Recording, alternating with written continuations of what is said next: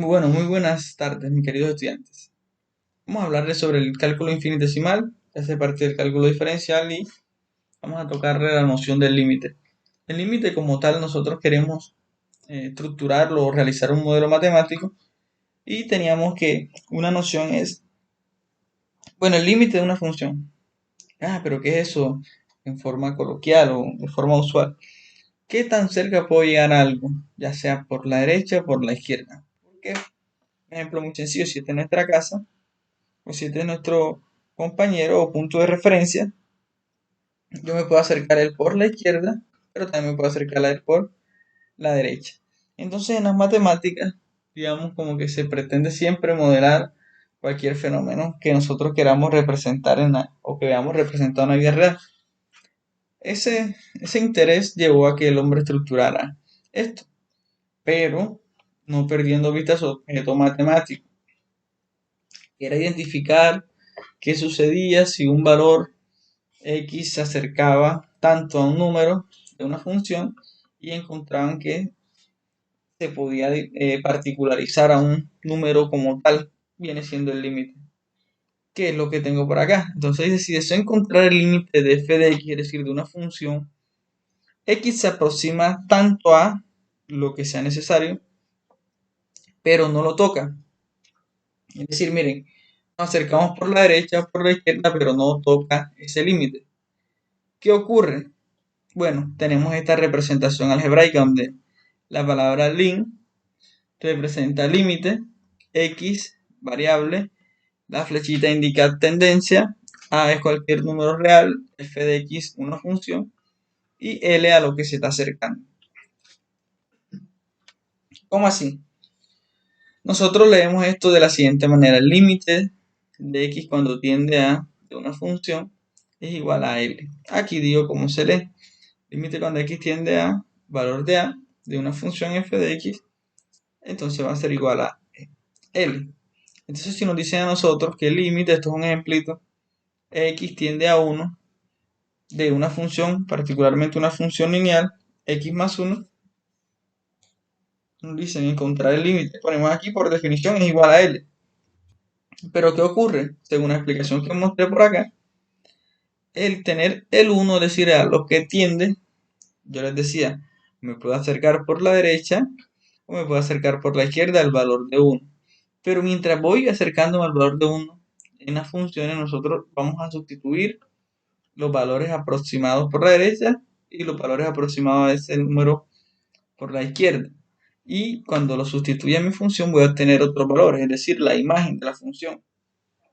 Y esos valores, si me dan un mismo número, podemos decir que ese número es el límite de esa función.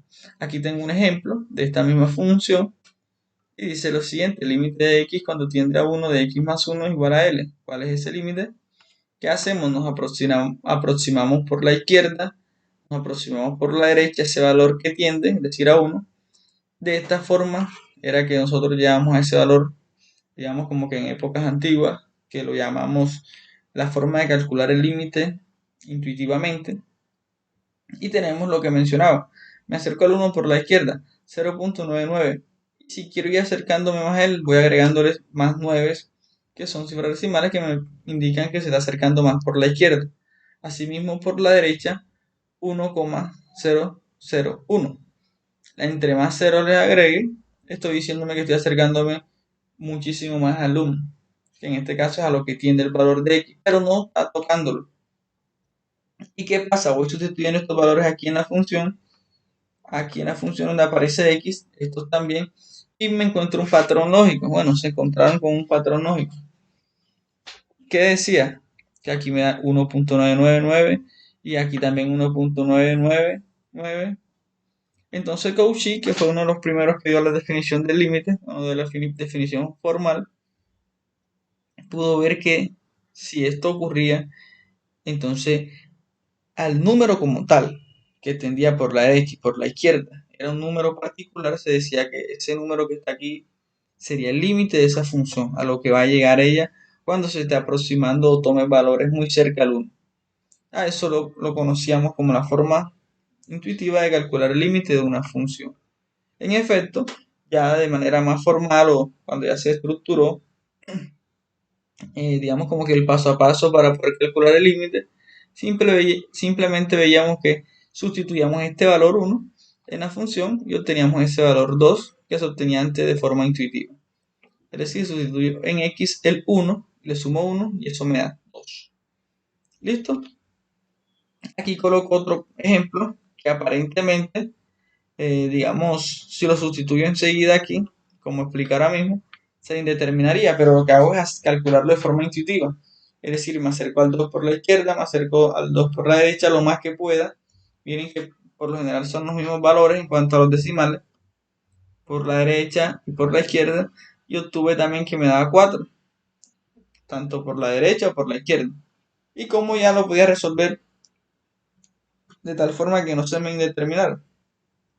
En el numerador tengo una diferencia de cuadrados, que es sacarle la raíz cuadrada a ambos términos porque son exactas. Raíz de x a la 2 es x y raíz de 4 es 2. Como son raíces, tienen dos soluciones, una positiva y una negativa. El denominador lo dejo exactamente igual, como el numerador se está multiplicando, puedo cancelar términos semejantes y me queda como si fuera una función lineal. Sustituyo el valor al que tiende x aquí en mi función y obtengo que 2 más 2 es 4, es decir, el valor de mi límite. Así en ese orden de ideas nosotros podemos calcular o encontrar una definición un poco formal, que es esta que está aquí. Definición formal del límite. Entonces nos dice, el límite cuando x tiende a de f de x es igual a L, siempre y cuando se cumpla la siguiente condición.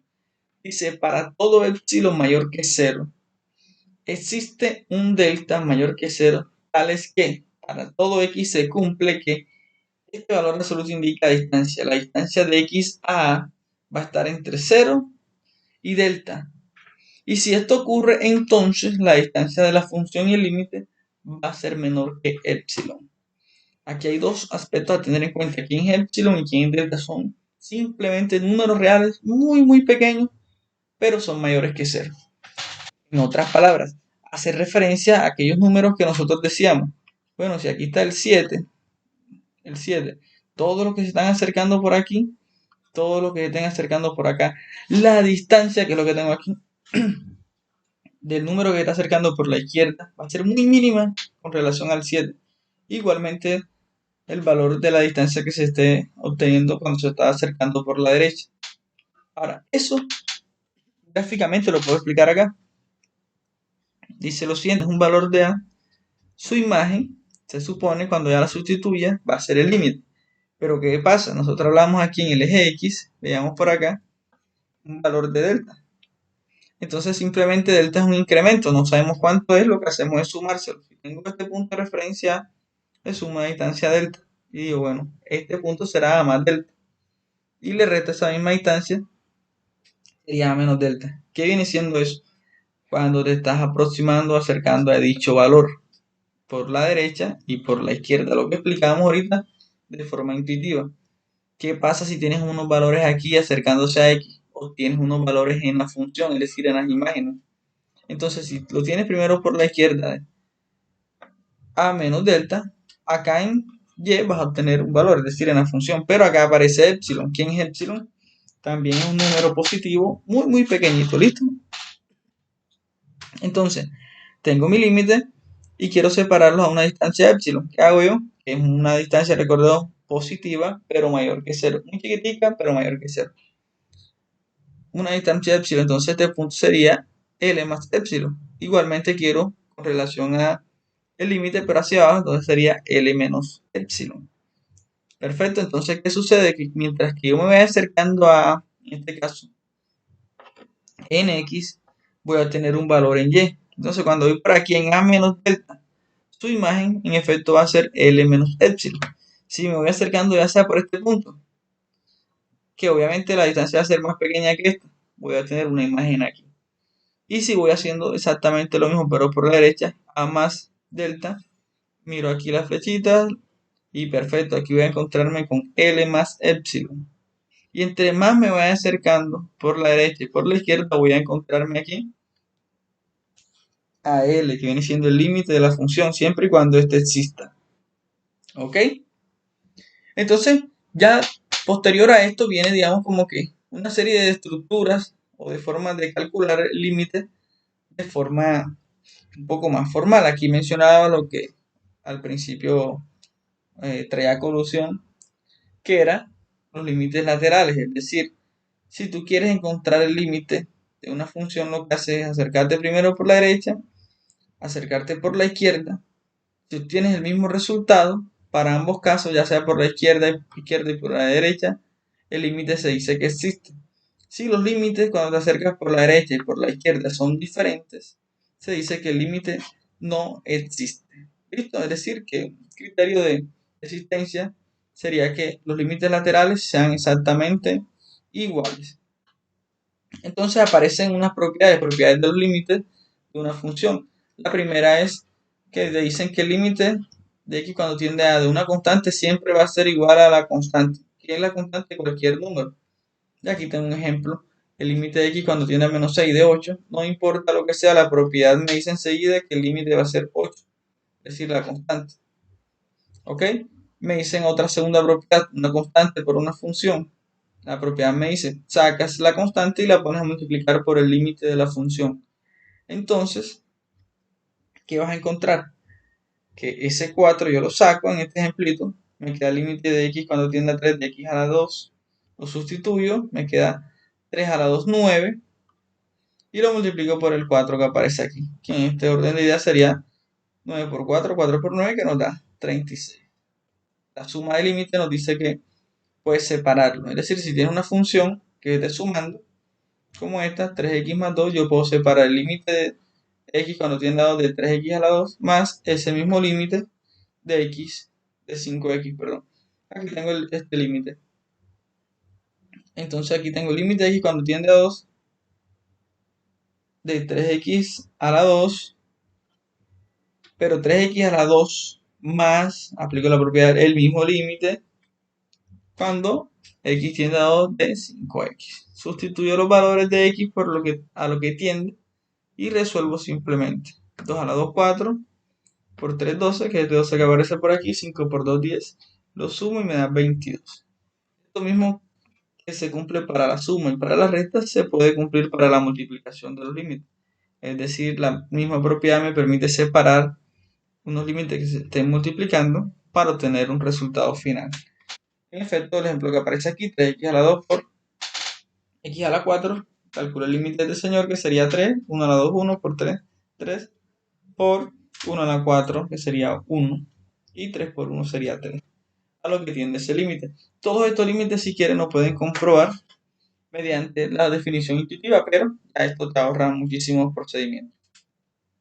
Una cesta te dice lo de la división y ocurre exactamente lo mismo como una suma, resta, multiplicación y división, es decir, en las propiedades aritméticas, operaciones aritméticas. Puedes separar los límites del numerador con el denominador, teniendo en cuenta que el del denominador debe ser diferente de cero. Calculas el límite de arriba, es decir, del numerador, el límite del denominador, y lo resuelves. En este caso sería x tiende a 0. 0 por 3, 0. Y acá 0 más 1, 1. Y 0 entre 1, el límite entonces me da 0. ¿Ok? Aquí está el límite de una potencia. Simplemente te están diciendo es que si tienes el límite de x cuando tiende a f de x a la una potencia, tú puedes colocar todo en corchetes y elevarlo a la potencia. Y luego el resultado que te dé de calcular este límite que está aquí internamente, lo elevas a la potencia que esté aquí. En este caso tengo 3x a la 2. Voy a calcular el límite de 3x a la 2, que sería sustituir este valor aquí. 3 por 2, 6. Me haría 6. Y lo elevo al cuadrado porque es la potencia. A la 2, 36. Y el límite cuando x tiende a de una raíz. Entonces depende del índice. Tienes dentro del radical una función.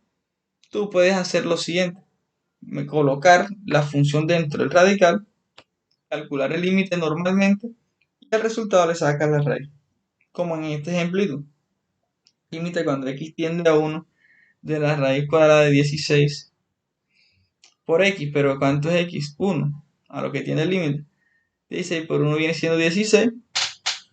Y finalmente le calculamos la raíz de 16.